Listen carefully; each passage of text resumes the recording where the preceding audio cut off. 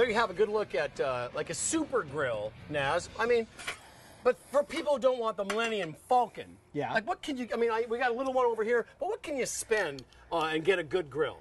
Well, you can spend anywhere from about $399 right up to $3,700. You're going to be paying for all those features. You're paying for the stainless. Right. You're paying for the larger size grill. You're paying for the stainless steel cooking grids, the ease of cleaning. Some grills are very difficult to clean. This one's very easy to clean. Those are all big factors that are going to determine the price. Warranty, who gives you a good warranty, and make sure there's a good company backing up that warranty. I'll just tell you right now, for $3,700, you better come with the grill. I do. Okay, so we got a New York strip coming up here in a second. Also a corn and tomato summer salad. But here's our first PBR moment because we made a basil arugula pesto. And here are the ingredients. I'm just going to pause right now.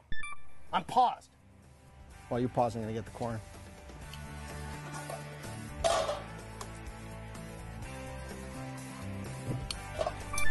Okay. So there's the ingredient. I'm done pausing now. So what we're going to make now is a corn and tomato summer salad. And I'm guessing this involves corn and tomatoes. Well done, yeah, it does. Okay, what do I do, boss? What do I do? Okay, so I'm going to get you to start.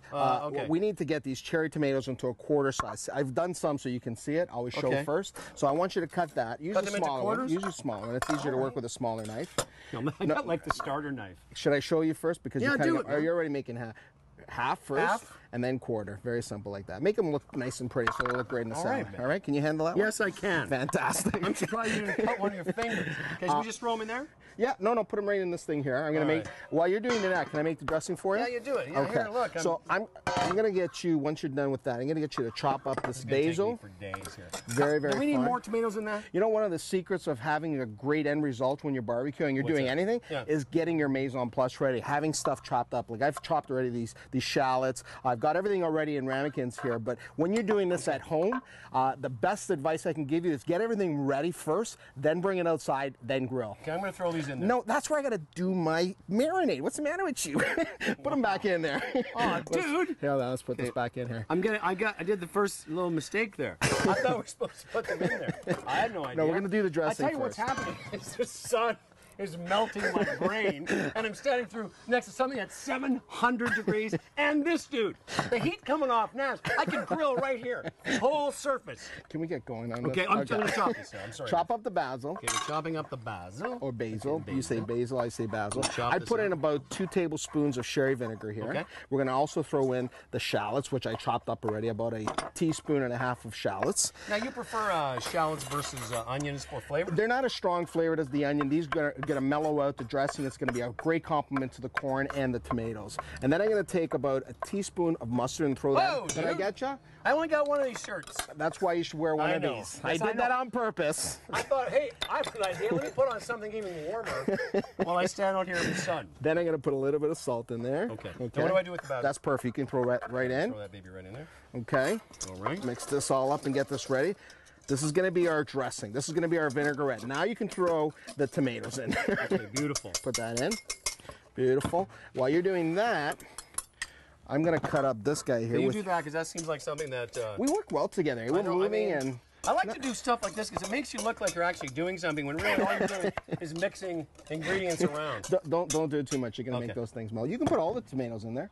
Oh, okay. Don't you want to do all the tomatoes? I don't know. I thought I had enough. No, I want more tomatoes. I'm going to do both corns. So we're still got to get the steaks ready. All we did to the steaks, in case you missed it, was put a little olive oil, salt, and pepper. Perfect. And Naz made a good point about getting the steak out of the fridge about 15 minutes. Yeah, get it out of the cool temperature for about 10 to 15 minutes. Get it all ready to go. Put your salt. Okay. Not too long before you're going to put it on the grill. No more than 10 minutes.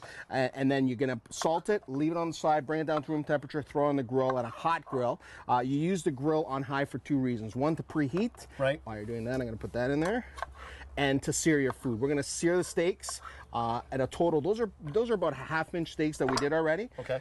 So we're going to sear these probably no more than about 6 minutes. We're going to do a turn, and we're going to show you how to do that and give you the perfect hash marks or cross marks that you need. We should also mention too that we did the corn on the side burner. Really simple. Just People always ask, what are you know. going to use the side burner for?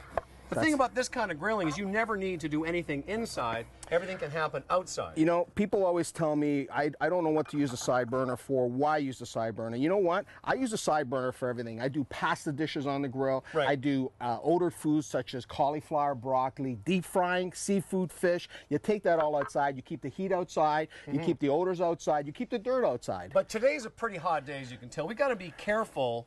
You got to be careful with these steaks out of doors. Don't want to leave them out too long. Yeah, exactly. You're We've right. had these steaks refrigerated, and now they're ready to go outside. Yeah. So I'm just going to start to give this a bit of a... not with the whisk, Howard. Get all excited. With the tongs. Oh, man. Dude, we're not doing surgery. I'm just mixing corn and tomato. Can I put the steaks on? Now, here's the thing. I've seen you do this over the years. I'm going to tell you what's about to happen now.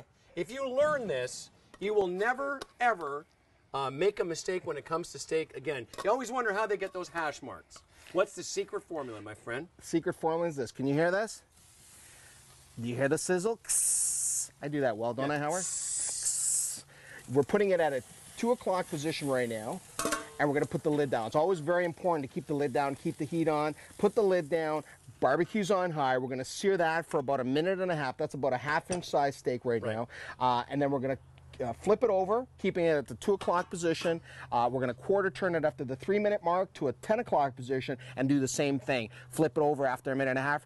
In 6 minutes, 7 minutes, we're going to have a perfect crosshatch medium rare steak. And I'm serious, if you learn that, you just keep moving it like Naz said, sort of like 1.5 to 2 minutes each time, you're going to have these hash marks. It makes it look like you got it in the finest steakhouse, not just your backyard. Come on back, it's Barbecue 101. And Barbecue Naz and I are going to get this thing plated. It's a beautiful tomato and corn salad, and this pesto and the steak. And I'm telling you, it's going to be fantastic. Time to clean up. You go right ahead, boss. No. You seem like you got this well in hand. Unbelievable.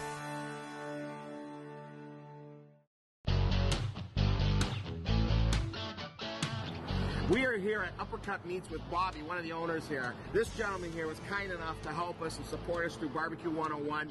Bobby, I'm in the market. When I go out looking for a good cut to grill, what should I be looking for? I'm looking for a cut above the rest.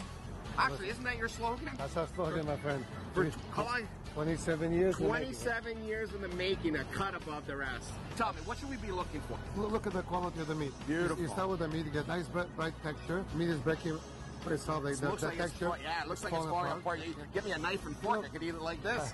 You got a little bit of marbling on there. Well, that's The important. texture's That's solid. very important. The marbling actually gives you melt and gives you the flavor, It's right? a better taste. Exactly, exactly. This is particularly a porterhouse T-bone, where you're getting on this side here. When you look at this one here, you're looking at a little fillet, A big fillet. and a nice little strip there, right? New York strip, definitely. And this is what one of your most popular sellers? Actually, it was one of the most popular sellers. It is. Well, you know, we do the other cuts. We cut the top sirloin in New York, ribeyes. It's the one-stop shop. If you don't know what you're looking for, Bobby's the one to come and ask. He'll make sure you get the right cut. A cut above the rest is what I Definitely. say.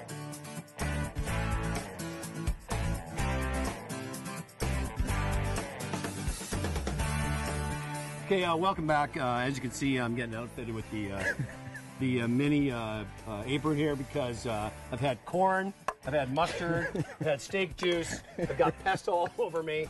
It's the Barbecue 101, Barbecue Naz, Humble Howard, and look at this.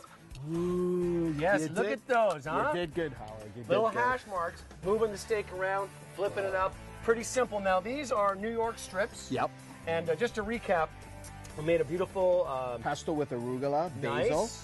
a little bit of lemon zest, some walnuts, Right. With a little bit of olive oil. We made a beautiful pesto. and a corn and tomato salad. Now, the ingredients for the corn and tomato salad, here's your next PBR pause moment. Here we go. Pause. You and your PVR moments. There's the recipe. Shh. Nah, shh.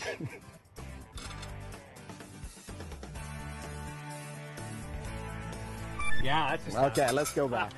Okay, now how are we going to plate this nice? Okay, so now another great tip. Right. Very important. When you take the steaks right off the grill, don't cut into the steaks right away, okay? It's very, very important Now, not why to do people do that? I mean, I know a lot of people think when you cut into that steak that what you're seeing They're is trying to- juice, but it's actually not. They're trying to figure out if it's done or not. Right. You know, we're cook these to a medium rare finish, right? Right. Number one, tool in any kitchen or even when you're grilling is a thermometer. I'm going to show you an easy way to know if your steak is done, okay? But tell me again, you know, again, sometimes people will cut them too quickly and they think that what they're seeing... Well, the juice right now is in the middle of the steak. That's the coolest spot in the steak. If you cut into that steak right now, that juice sees this bright white light and it kind of pours right out. You see, that's got all animated there. It's like a cartoon character. It's like, the juice inside the steak sees the bright light. Come on, I I know wanna it's time for mommy. Okay, so what are you going to do? How do you know it's done? Okay, very cool tip. Take your hand up, left. Okay, see that piece of meat underneath your underneath your thumb on this side. Okay, that's what a rare steak's going to feel like. You go to your steak, that's what a rare steak will feel like. So this feels a little tougher than that. Okay, so great. So you understand it so far. So go to your middle finger, or to your index finger, make the okay side. Okay. You see how it gets a little bit more stiff on there? Yes. That's what a medium rare steak feels like. Go to your middle finger, finger. See how it gets even more stiff? Go to the steak. That's what a medium steak's going to feel so like. ours are nice and medium. Perfect. Medium to medium rare we did them. So we're going to cut when them I'm done. I'm sorry, ring finger. Jeez. That's well done. He got mad at me. I'm trying to make a point. I know, dude. Medium, it's only well a done. half-hour He's show. confusing me now. Okay. So the ring finger will be well done. Right. Oh, that's really tough. And the pinky? Yeah. That's burnt. Give it to the dog. All right, so let's get it. We're going to plate this is up. ready to go. Pesto's done? Ready? Okay, so let's plate it up. Let's plate it up, and then we'll start eating. You did really good with the cross hash marks here. How do we get the pesto out of it? Did we make any provisions for that? We did. There's a spoon over here. Ask and I shall deliver. Okay. We're going to put that right on the steak. Put the pesto right on the steak. Right over here? Absolutely. Right that. However you want. I like that. Okay. Then I'm going to take this. Right. And put this on. And you know what? That pesto smells amazing. Yet it's not like super garlicky. He says he loves to plate. Look at his plating. Look at this. You did good. You did really good. So very simply, the pesto of the arugula, the basil arugula pesto, the corn and tomato summer salad. I mean, it couldn't be simpler. Oh, that's going to taste and look so good. Should we get to the forks? Should we put a little bit of flour on top? Let's put flour. Let's put a little bit of parsley on top and go like this. So once again, we learned a little bit about how to make those steaks.